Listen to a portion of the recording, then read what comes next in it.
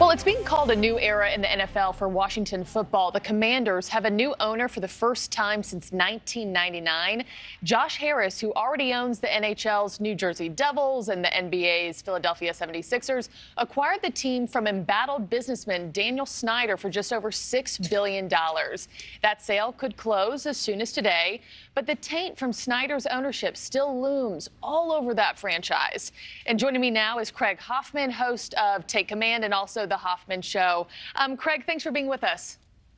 Good morning. Good morning. Thanks for having me. Of course. So I know that NFL Commissioner Roger Goodell called Harris a great addition to the NFL. You had Dallas Cowboys owner Jerry Jones calling it a hallmark day for the league as he arrived to vote yesterday. But how are fans reacting to the deal reached on Thursday and the change in ownership? Oh, it's a party in D.C. I mean, we literally threw a party with our radio stations yesterday, and there had to be 1,000, if not more, people there. The release of joy in this city is tremendous, and it's what sports are about at their absolute best. They're about community. They're about bringing people together. And because of what happened with Snyder over the course of years, not just off the field and the things that I'm sure we're going to talk about with the investigations, the toxic workplace and culture, and all these truly human level heinous things, there's also a lot of really bad football. And the apathy had set in to an extent that if you told people this is what it was going to be 25 years ago, they wouldn't have believed you. They didn't think it was possible to descend this far.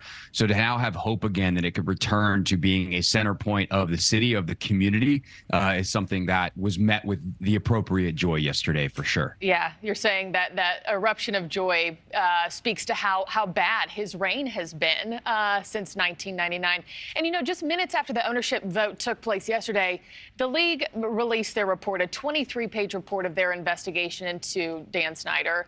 He'll have to pay the league $60 million in restitution for reportedly sexually harassing a female employee and also for withholding those millions of dollars in revenue that should have been shared with other teams.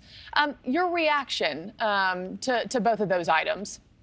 I mean, at this point, it's not surprise. $60 million is the biggest fine in NFL history. It is breaking his own record from the last time they investigated him. And if you ask, for instance, the lawyer who represented a lot of the employees who were the subject of Dan Snyder's harassment or his lieutenant's harassment over the years, it's essentially a makeup for the last investigation. So, I mean, it's hard to encapsulate, certainly in a short amount of time, the amount of bad that Snyder did and the I mean, again, heinousness of what happened in that organization over his reign and his tenure. So it's not surprising. Like I have no problem saying Dan Snyder is a bad person who did a lot of bad things. And finally, there was accountability for that, both in the fine and the exposure of what went wrong, but also in him losing the team. And that $60 million, you know, which equates to 1% of the sale price for this team. I mean, so he pays up. And then what? Is he still in legal trouble after that, or is he good to go once he pays that $60 million? Yeah, it's the always classic. It depends. I mean, he's still in legal trouble. It has nothing to, I wouldn't say nothing. It has little to do with the more salacious crimes here. The financial crimes are the ones that are going to get him in legal trouble.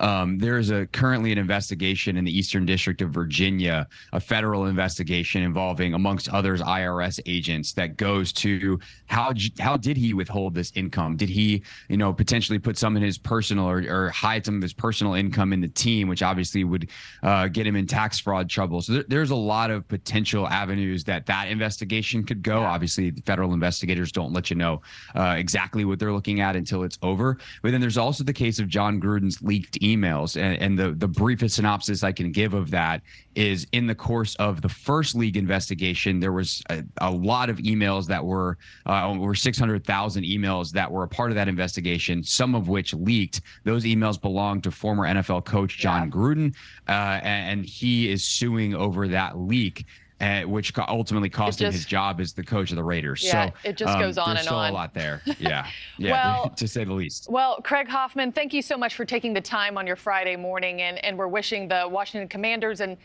the team, the fans, happier seasons ahead. Thanks so much. Thanks so much for having me. Yeah, of course. Thank you for watching. Go to newsnationnow.com to find NewsNation on your television provider. And don't forget to click the red subscribe button below to get more of NewsNation's fact-driven, unbiased coverage.